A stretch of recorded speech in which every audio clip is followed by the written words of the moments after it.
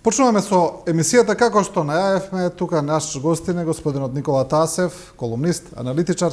Господин Тасев, добро дојдовте во студио 10. Добро ве најдов. Политичката атмосфера или политичката ситуација полека пред изборите почнува да зоврива. Имаме прилично интересна политичка слика, ајде да кажеме. Не е толку вообичаена за македонски услови, имаме доста фрагментации на сите страни, затоа е интересна, затоа има и доста анализи, ќе се обидеме сега да направиме пресек на она што се случува. Она што е, да речеме, ајде на некој начин најново, тоа е состојбата во албанскиот политички кампус. Таму имено знаеме дека освен окрупнувањето на албанската опозиција, имаме подолба и во самата алијанса на албанците, имаме господинот Равари најави дека изјави дека тој ќе биде претседателски кандидат на албанската опозиција за изборите. Она што е најинтересно, сега во 11 часот ја чекаме пресконференцијата на претседателот на ДУИ, господинот Ахмети. Тој треба да го каже ставот на ДУИ. Многу интересно што таму нема најава што точно ќе каже, туку само дека ДУИ подготува изненадување, но сите го очекуваат претседателскиот кандидат на ДУИ да се каже. Така да, ова е интересно како за почеток на разговорот, значи почнуваме на некој начин со претседателските избори. Што ќе значат овие два албански кандидати во првиот круг од претседателските избори? Генерално, ДУИ е принуден да даде свој кандидат, заради тоа што сите го знаеме планот што беше на ДУИ на СДСМ до пред еден месец, да се оди со еден заеднички кандидат и на некој начин недостатоците што ги имаат двете партии да се обидат да се спасуваат едни со други. Но Сдружената албанска опозиција во Македонија им ги поремети на некој начин плановите со здружувањето и со вадењето на собствен кандидат. Тоа ќе придонесе за уште поголем пораз, односно уште поголем лош резултат на СДСМ на изборите. Ја веќе слушам коментари дека може да се случи дека кандидатот на СДСМ и да не го помине првиот круг. Зошто на СДСМ? Ке биде лош резултатот? Заради тоа што СДСМ се надеваше на гласовите од ДУИ во првиот круг, затоа што она што ќе се случува во првиот круг претседателски избори само ќе се рефлектира и на парламентарните избори. Резултатот 2:1 или било каква убедлива победа на ВМРО ДПМН на првиот круг на претседателските избори ќе се рефлектира и на парламентарните избори. Тоа беше планот на СДСМ со помош на гласовите од ДУИ, резултатот да биде што е можно поблизок, па да имаат 14 дена да ја оправаат работата и да прават една приказна во јавноста дека гласајте за ова европската иднина на Македонија, затоа што еве и ние сме јаки колку ВМРО. ВМРО без нас не може да направи, без албанските пратеници не може да направи влада. Тоа е пред значи од, ајде да речеме, тој психолошки маркетинг кој треба да влие врз волјата на гласачите, изборот и така натаму. Бидејќи според анкетите евидентно е дека СДСМ заостануваат зад ВМРО ДПМН и доколку, како и што вие велите, веќе е известно дека албанските партии ќе изведат кандидати во првиот круг, тогаш господинот Стево Пендаровски ќе остане на гласовите на СДСМ и на коалицијата. И тоа предпоставувам дека следејќи ги анкетите ќе биде лош резултат за првиот круг зборувам. Не само анкетите.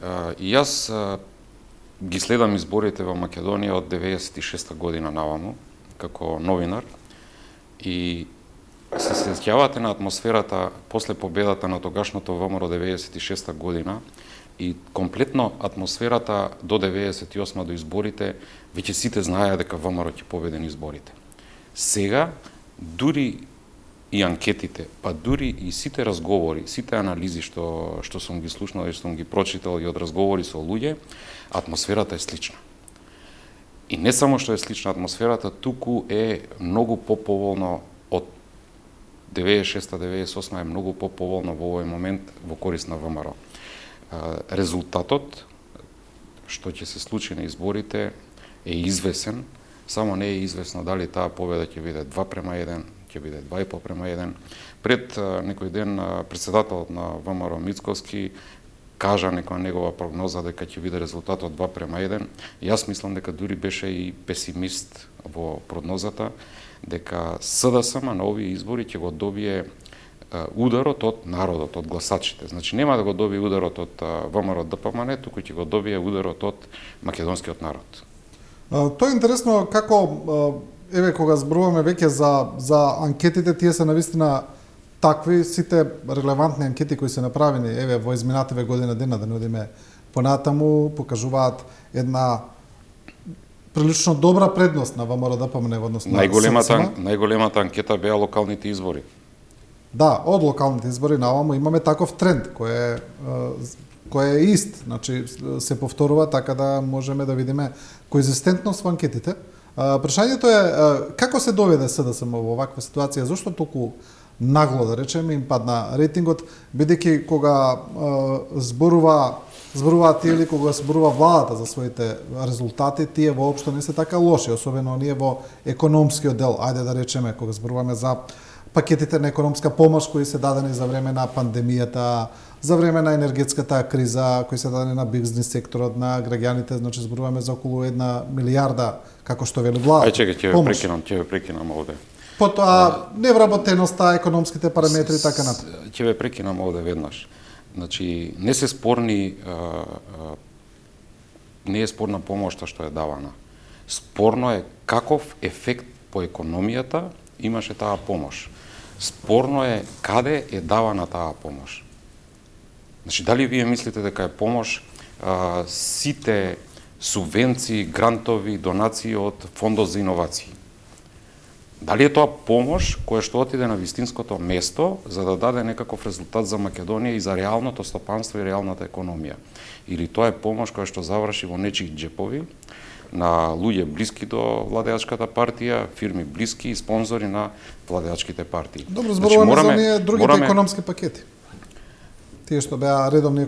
Па сега, ако земеме да ги анализираме и сите тие мерки, тие чекори, јас сум убеден дека повеќе од 10% не биле навремени, не биле ефикасни и пак ќе повторам, не е проблем помошта. Проблем е каков ефект таа помош во одреден момент дала на македонското стопанство. Ај сега додиме од другата страна. Пасошите, вакцините, струјата, плинот. Тоа се фактори и тоа се е слика за владењето на ДУИ на СДСМ во овој период. Ова како одговор на вашето прашање како СДСМ се доведе во ваква ситуација. Дали е помош? Ако на граѓанинот му дадеш субвенција од 20 или од 50 денари на струја, на електрична енергија, а електричната енергија ја покачуваш цело време, па воведуваш уште и различни давачки за пренос, за приклучок и тоа све на месечна основа. Помошт вистинска за граѓаните и за стопанството е ако засукаа ракави и најдоа ефтина електрична енергија, а не Македонија да купува електрична енергија по 2 или 3 пати повисока цена од берзанската. Ако енергијата беше купувана на вистинско место, од вистински луѓе, по вистинска цена, без провизии, тогаш и немаше да има потреба граѓаните и домаќинствата и стопанството да добиваат субвенции, затоа што цената на струјата ќе беше нормална и ќе беше прифатлива. Добро, но за волја на вистината таква е состојбата во цела Европа. Значи, за волја на вистината не е таква. Германија влезе во рецесија, да речем. Во ред, но за волја на вистината не е таква состојбата во цела Европа, таква е состојбата во Македонија, затоа што за овие 6-7 години од владењето на СДСМ и на ДУИ се испушти Македонија да ја осигура својата енергетска независност. Да, Германија влезе во рецесија, ама Германија е енергетски независна, не зависи од другите држави. Тоа ние го испуштивме. Еве го најновиот пример со гасната централа на Митилинеос. Испуштаме да си ја вратиме енергетската независност. Затоа што зависиме повторно од други. Не изградивме доволно капацитети, не ги ставивме во функција капацитетите кои што можевме да ги ставиме во функција затоа што во криза државите се себични. Првен гледаат да се надмират своите потреби и тоа е нормално. а потоа ако остане нешто да дадат на другите. Македонија е во ситуација заради непродуктивноста на власта, е во ситуација да чека, да моли и да приграбува остатоци и покрај тоа да го купува тоа по највисока цена. Да, она што еве кога ги анализираме причините за рейтингот на СДСМ, дел од тие и вие ги кажавте, но она што е интересно е ако го анализираме рейтингот на владачките партии, рейтингот на ДУИ не е паднат. Напротив, тој константно на анкетите покажува водство во однос на останатите албански партии, додека рейтингот на СДСМ во однос на ВМРО ДПМН е прилично паднат. Зошто е тоа така? Зошто, значи, имаме дел од иста влада, две партии владеачки, ДУИ си го задржува рейтингот, додека рейтингот на СДСМ тоне? Затоа што СДСМ дозволи државата да биде дуизирана. И ДУИ е комплетно насочена кон задоволување на потребите на своите членови и своите приврзаници, и сето тоа со дозвола на СДСМ. Токму заради тоа и ДУИ си го задржува својот рейтинг во своите редови, во тој збирот на албански гласови во Македонија. Да, тоа е причината, дел од анализите, но сега кога одиме на изборите, еве некако тргнавме по тој пат, доколку ВМРО ДПМН победи, тоа го покажуваат анкетите како што констатиравме, тие потоа ќе треба да состават влада. Таа влада во многу зависи од неколку фактори, ајде да речеме, тука ги имаме помалите партии, условно кажано, тука е Левица, тука е Максим Димитриевски со Знам, не очекуваме други да влезат во парламентот, барем според анкетите, и тука е така наречениот албански фактор, ДУИ и албанската опозиција. ВМРО ДПМН, доколку треба да состави влада, дефинитивно ќе треба да, мислам, не мора, но по сила на прилики ќе треба да имаат и партии од албанскиот фактор, тука и Бадентер се разбира за тоа. А гледаме дека таму албанските партии се единствени во едно, барем она што го кажуваат, дека нивниот влез во владата ќе зависи од уставните измени. Тоа е ставот на ДУИ, тоа е константен став, но тоа е ставот и на албанската опозиција, тоа го реафирмира господинот Таравари пред некој ден. Добро, сега ова е хипотетичко прашање што би било кога би било. Во принцип, албанската опозиција во Македонија има правена една друга задача, да го порази ДУИ на изборите. На што искрено им посакувам да се случи тоа, затоа што ДУИ во сите овие 20 години е еден лош фактор во Македонија. Значи, пред малку кажав дека државата е дуизирана, особено во последниве 6 години. Значи, тоа е првата задача на Таравари и на неговата екипа и искрено константно на власт во последните 20 години. Искрено им посакувам да се случи тоа. Сега, од кога тоа ќе се случи, кога ќе се седне да се разговара за новата влада со ВМРО, јас многу пати потенцирам дека Македонија има барем 10 поголеми приоритети за решавање од промената на уставот. Затоа треба албанската опозиција, македонската сегашна опозиција да седнат и да направат една платформа како ќе функционира идната влада, да ги решат првен главните прашања. А главни прашања, едно од главните прашања не е промената на уставот. Откога на заедничко работење ќе ги решаваат овие проблеми кои што се суштествени за македонскиот народ и граѓаните на Македонија, тогаш со самото тоа работење ја верувам дека ќе произлезе и решение за овој проблем што вие го потенцирате. Кога ќе кажете главните проблеми, на кои мислите? Претпоставам дека мислите на владење на право, борба против корупција, на подобар стандард. На тоа мислите? Ги кажавте. Значи, ние имаме, славиме секоја година независност и секоја година кога славиме независност на државата, јас баш сакам да напишам и да се потсетам, а дали ние навистина имаме независност. Значи, еден од главните проблеми е да си ја вратиме независноста на државата. Македонија не е ниту финансиски зависна, ниту енергетски независна. Тоа е еден од главните проблеми. Вториот проблем, судството, обвинителството, решавање на тие клучни проблеми. Економијата. Имаме проблем во економијата. Значи, ние немаме инвестиции. Странски инвеститори немаме. Се сеќавате ли кога требаше да се смени името, како беше убедувањето од Заев и од тогашната екипа на власта, како рекоа да го смениме името, да влеземе во НАТО, инвеститорите ќе се туркаат на граница, редишта ќе чекаат за да доаѓаат. Од тие редишта што ги најавија за инвеститори, ние сега само имаме редови што се чекаат за пасоши.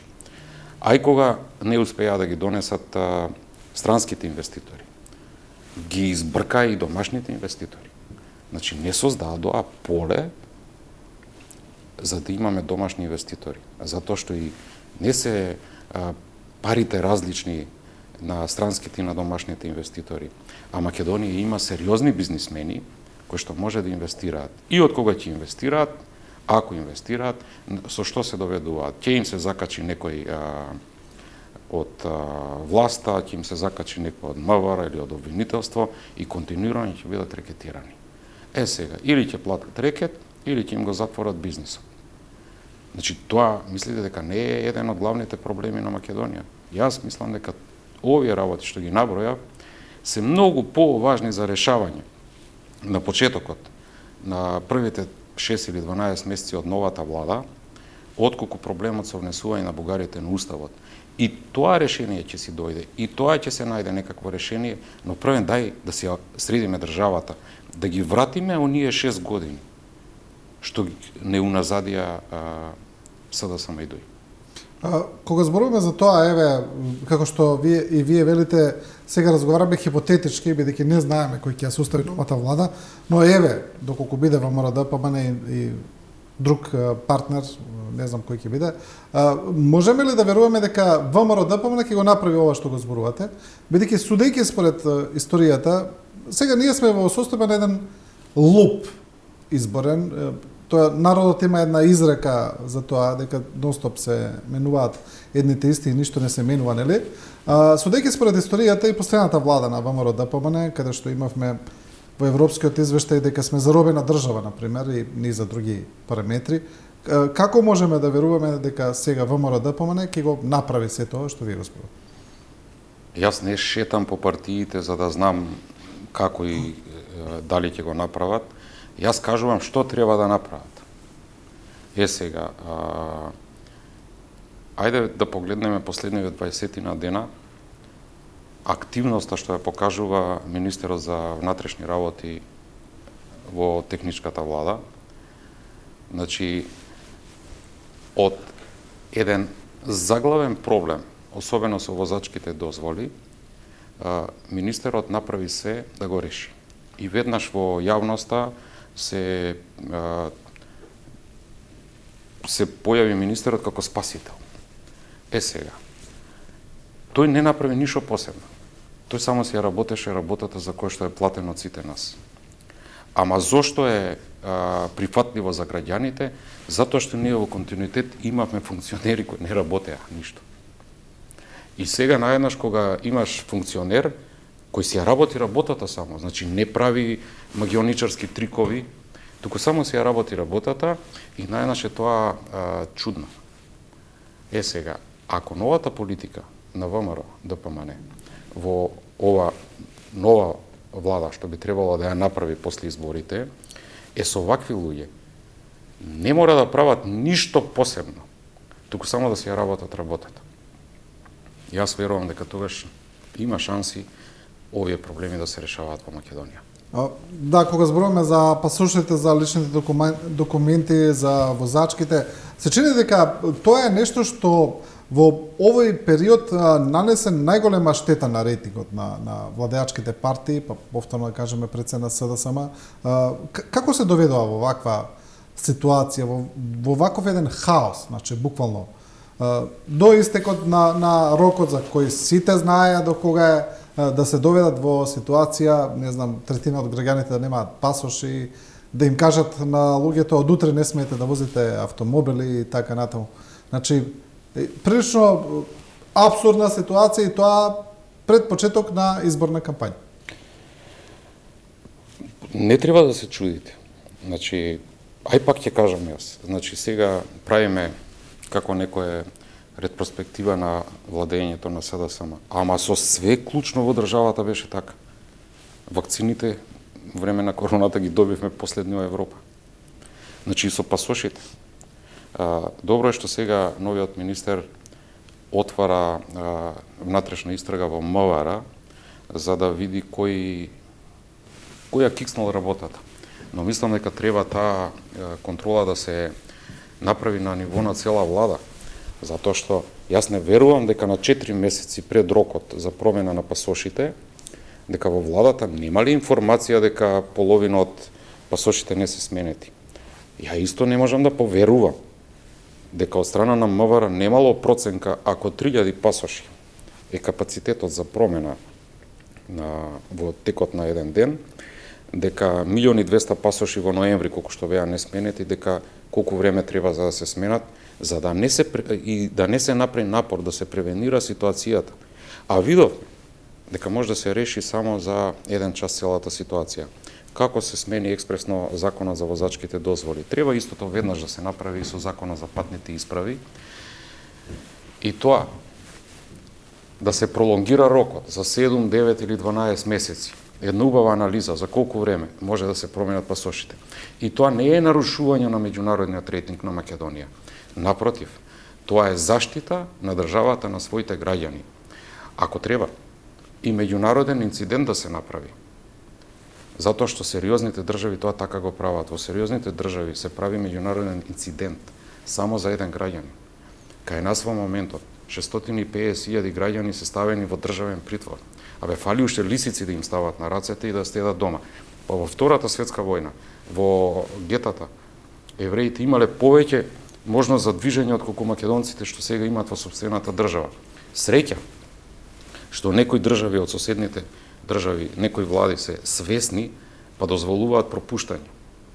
И сега имаме ситуација, туѓи влади повеќе се грижат за македонското население отколку сопствената влада. Ама тоа мене не ме чуди, затоа што од секогаш тие не го барале својот легитимитет кај народот, секогаш им било побитно да ги потапшаат по рамо во Брисел или во соседните држави. Значи, што е она што треба да се направи? Не треба Османи да иде во Германија и да покажува дека издал 2 или 20 пасоши. Па во Германија има 70.000 македонци со несменети пасоши. Османи треба да отиде во Брисел и во Атина. Не да бара дозвола, туку само да им соопшти.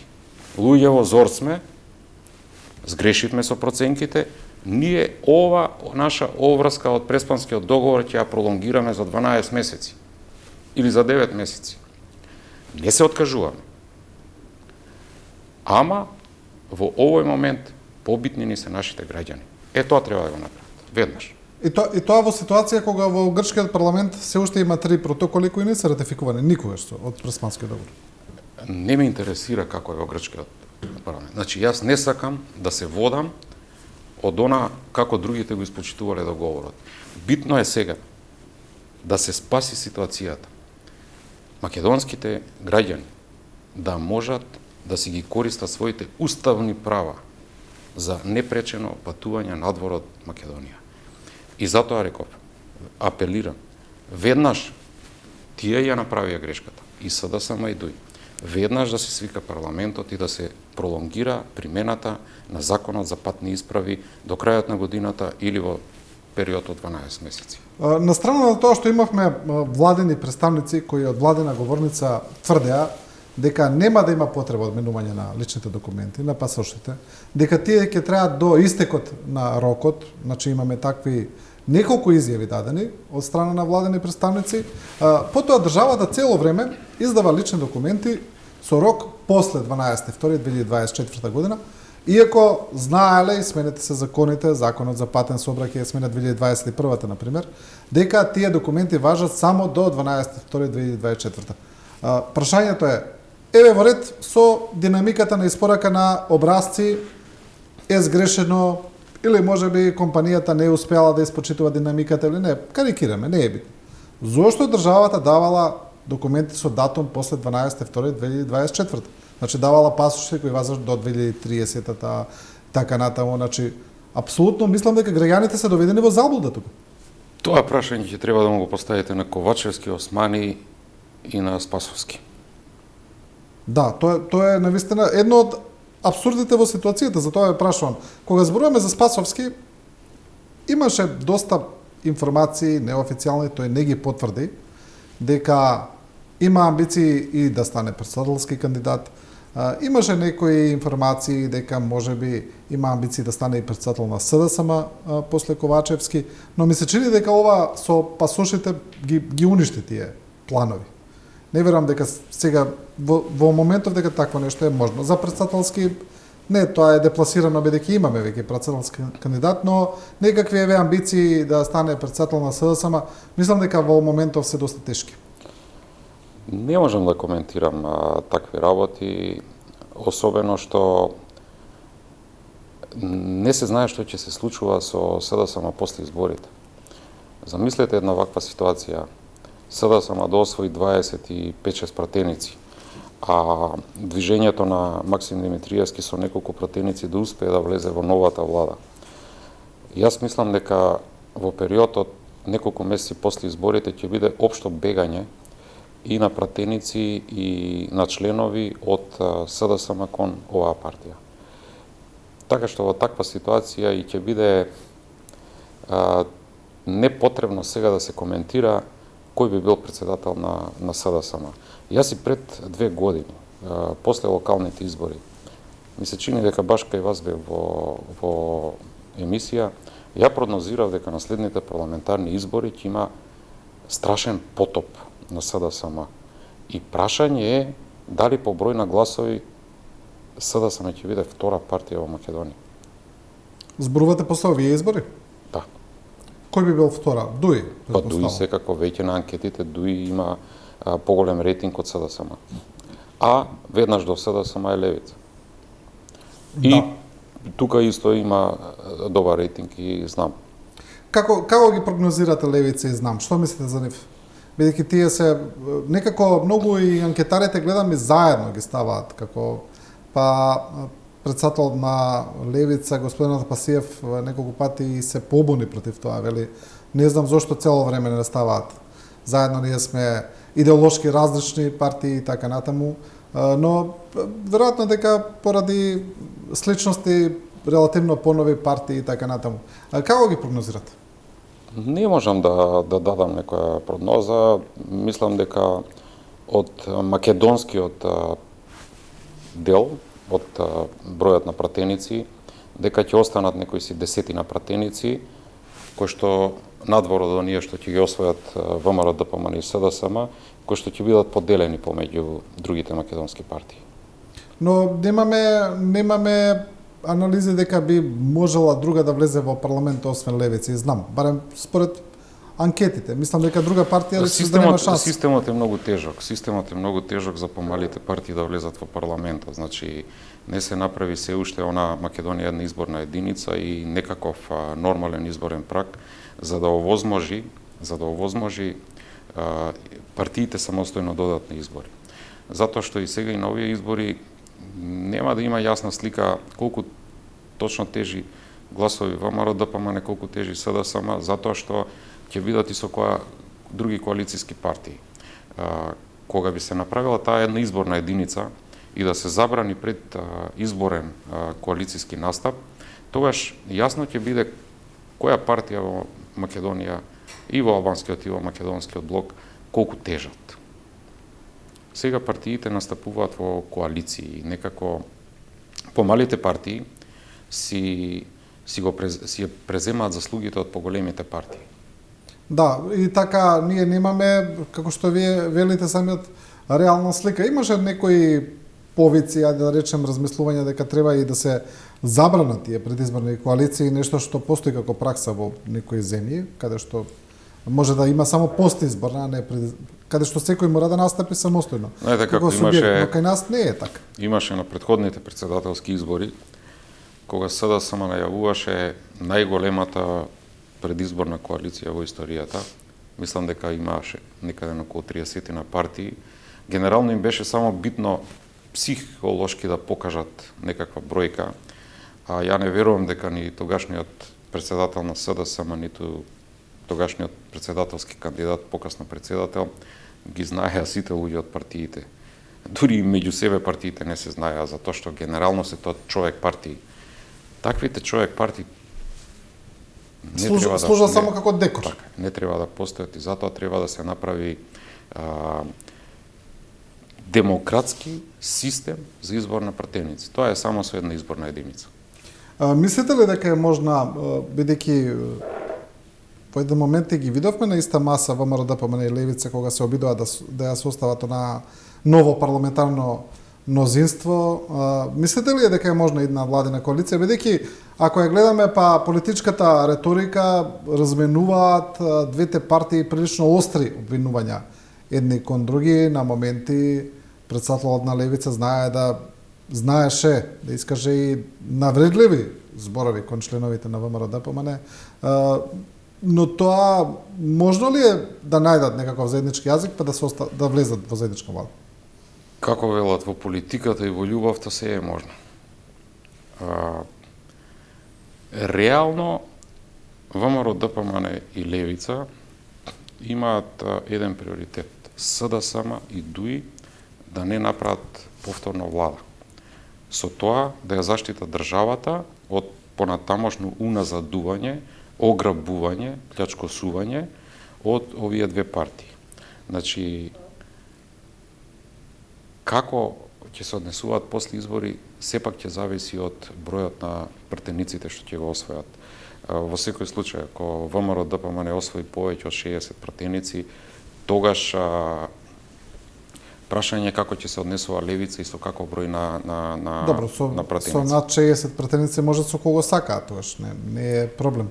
Така е. Но битно е ВМРО ДПМН и Левица заедно да имаат повеќе од 61 пратеник, за да се исклучи секаква можност СДСМ со некаква комбинација со други партии, со ДУИ, да направат повторна влада.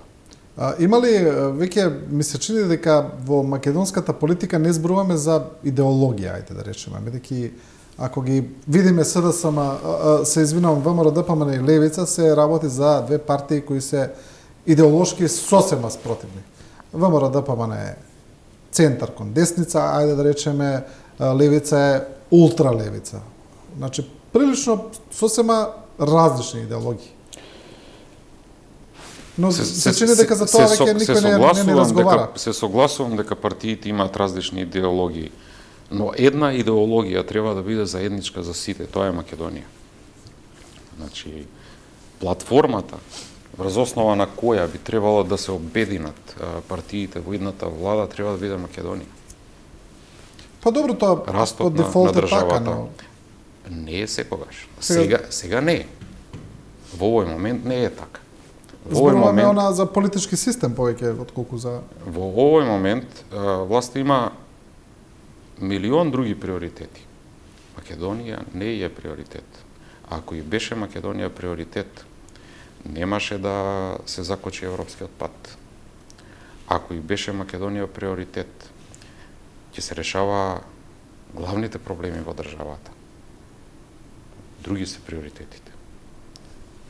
Добро, а и вие го спомнавте тога. Другата опција па е ВМРО ДПМН од X причини да не успее да состави влада, да не најдат заеднички јазик со Левица или со ЗНАМ, албанските политички партии да останат на ставот, како што велат, дека бараат уставни измени, тоа со рокови, како што вели господин Таравари, не само да се декларативно, туку да се знае, да речеме, имаше оној еден фамозен нон-пейпер кој беше спомнуван и од американскиот дипломат О'Брајан, каде што се велеше дека тоа треба да биде 6 месеци после составот на новата влада, да биде фиксно. Доколку не успее, можна ли е опција која и самиот сега ја спомнавте, повторно влада да состави СДСМ со, па нема да имаат многу избор со албанските партии, а можеби и со ЗНАМ и со други некои? Колку гласови отприлика се освојуваат од албанските партии? Тоа се 27 до 30, така? Значи на СДСМ би му требало да има барем 35 пратеници за да може да направи некаква стабилна влада со албанските партии. Тоа анкетите не го покажуваат така. Што значи дека известно е дека ВМРО ДПМН ќе ја прави новата влада, само не е известно кои ќе бидат партнерите нејзини во таа нова влада. Јас ова го гледам од анкетите. Анкетите за локалните избори се покажаа како точни, дури и беа послаби од оној резултат што го имаше ВМРО ДПМН на локалните избори. Добро, но можеме ли да го, ајде да речеме, да го игнорираме ставот на меѓународната заедница, бидејќи вие велите дека уставните измени не се приоритет, но според нив тие се приоритет, ги спомнуваат цело време, особено Соединетите американски држави, на кои многумина им даваат и никаков преголем значај, ајде да речеме, во македонската политика, можеби и не е толку голем како што сметаат некои, но сепак ставот на американската администрација беше нејасен, туку и прилично остар, пред се на Джеймс О'Брајан кога дојде, кога зборуваше за ВМРО ДПМН на 2 пати, на 3 пати. Значи не сме имале таков дипломатски речник, уште да речеме и со претходната влада на Никола Груевски. Значи американската администрација не беше толку остра во оценките каква што е сега. Ама затоа што сегашнава власт го дозволи тоа. Замислете сега на изборите партија што ќе освои огромна поддршка од населението, што значи дека легитимитетот го влече од народот, не треба да дозволи таков речник. Затоа кажав дека главната идеологија на партиите што ќе ја прават владата треба да биде Македонија и македонскиот народ, македонскиот граѓани. Добро, не е тоа прашањето дали треба да се дозволи или не, туку прашањето е дали ВМРО ДПМН ќе може да состави влада или стабилна влада доколку ставот на меѓународната заедница остане таков кон ВМРО ДПМН пред се на американската администрација. Доколку е навистина таков, бидејќи ние никогаш реално не знаеме што се случува зад колисите. Може едно да се зборува во јавноста, а друго да се зборува таму, знаеме. Ова веќе ви го одговори, еве уште една ќе ви го одговорам. Ако ВМРО ДПМН успее да победи на изборите со резултат 2:1 во однос на СДСМ, кој ќе биде ставот на меѓународната заедница према ВМРО ДПМН? Ќе каже не може да направиш влада, а ги имаш пратениците за влада, или ќе се обидат да седнат и да наоѓаат некакви решенија. Пред малку кога зборевме за ставот на албанската опозиција во Македонија околу уставните измени, реков дека Македонија има милион, барем десетина има други побитни проблеми. Со една платформа, со решавањето на тие проблеми, ја верувам дека ќе се најде решение за овој проблем. Македонија колку време чека за Европска унија, за влез во Европската унија? Па можеме да ставиме еден чекор наназад, да се повлечеме малку, затоа што квалитетно решение на овој проблем ќе биде добро за Македонија. Неквалитетно решение ќе ни направи проблеми, како што ни направија проблеми при фаќањето на францускиот предлог. Да, но сега кога зборуваме за промената на уставот, тука ајде да речеме дополнително се комплицира работата што албанските партии од албанската опозиција сега велат дека се потребни и други промени, например како бришењето на формулацијата за 20% за албанскиот јазик во уставот. Господинот Таравари спомнува и промена на начинот на бирање на претседател, да се бира директно во собранието на место на директни избори, што додатно ја комплицира состојбата и според некои тоа практично го оневозможува доколку останат на тој став било каква промена на уставот и одблокирање на европскиот. Ништо не е комплицирано. Нормално е, доаѓаат избори, нормално е сите партии да даваат ветувања, најави, а комплетно е друга ситуацијата после изборите, кога со ладни глави ќе се седне и ќе се направи план како да се работи во следните 4 години. Значи, сакате да кажете дека оно што е предизборна реторика не мора да значи дека Ќе биде исто и после тоа. Сакам да кажам дека во однесувањето на политичките партии, на сите политички партии, во предизборието, особено во изборната кампања, е различно од она што ќе биде после изборите. Затоа што во предизборието се борат за гласови, ние ќе се изнаслушаме милион ветувања сега од партиите. Главно е што после тоа ќе биде реализирано и главно е кој тоа ќе го реализира. Затоа што, видите, кај нас е буквално почната кампањата. Од владата секој ден има некои различни ветувања, некакви субвенции, а заборави една битна работа. Не дадоа отчет за ветувањата што ги направија пред 4 години, даваат нови ветувања, а не даваат отчет за старите. И не дадоа отчет кај се за овие 4 години потрошени 16 милиарди евра, колку што изнесува буџетот на Македонија.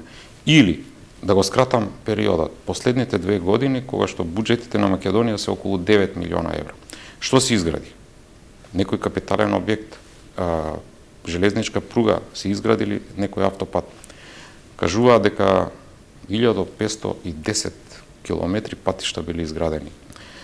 Ајде, јас пред некој ден се зезав малку на социјалните мрежи, ајде за овие 1500 километри ќе разберам. Ама кај се не можам да ги најдам тие 10 дополнителни километри автопат? Предпоставувам дека мислат за овој автопат од делницата кај Катланово, што 5 години едва и една коловозна лента успеа да затворат.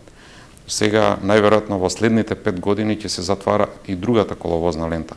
Среќа, што избори се за 2,5 месеци, па ќе се направи некаква промена, ќе дојдат нови луѓе, ќе дојде нова енергија и малку да и тргне на државата. Затоа што сме така некако закочени во едно мучуриште, каде што ниту во бизнисот има енергија, ниту кај луѓето има енергија, ниту има радост, ниту има надеж дека со оваа власт Македонија може да оди напред. Да, кога зборуваме за анкетите, за тоа, па од друга страна најизвестно е дека кога ги следиме анкетите, дека идната влада треба да ја состават ВМРО, ДПМНЕ, ДУИ. Нешто што исто за некој ќе биде многу тешко, следејќи ги изјавите на двете партии кои меѓусебно се обвинуваат за антиевропство, да речеме, или за криминал и така натаму. Ама повторно поставувате хипотетички прашања. Ако ги следиме анкетите. Ако ги следиме анкетите, тогаш јасно е дека СДСМ и ДУИ не може да направат влада. Ако ги следиме анкетите, јасно е дека ВМРО ДПМНЕ ќе одлучува кој ќе ја прави владата. А како ќе одлучи ВМРО ДПМНЕ, тоа е нивна работа. Да, но прашањето сега анализираме нормално. Ќе им биде ли тешко да ја продаат приказната на своите гласачи ако мораат да направат влада со ДУИ? Најверојатно ќе им биде тешко, но се сеќавате и во 2017 година или во 2020 на изборите, Заев како најавуваше, па потоа мораше да направи со ДУИ. Значи, пак ќе кажам, се зависи од резултатот во албанскиот политички блок.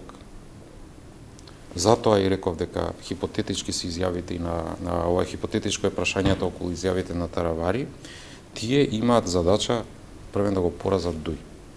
Ако не го поразат ДУИ, ќе биде многу тешко понатаму тие да размислуваат да бидат дел од владата.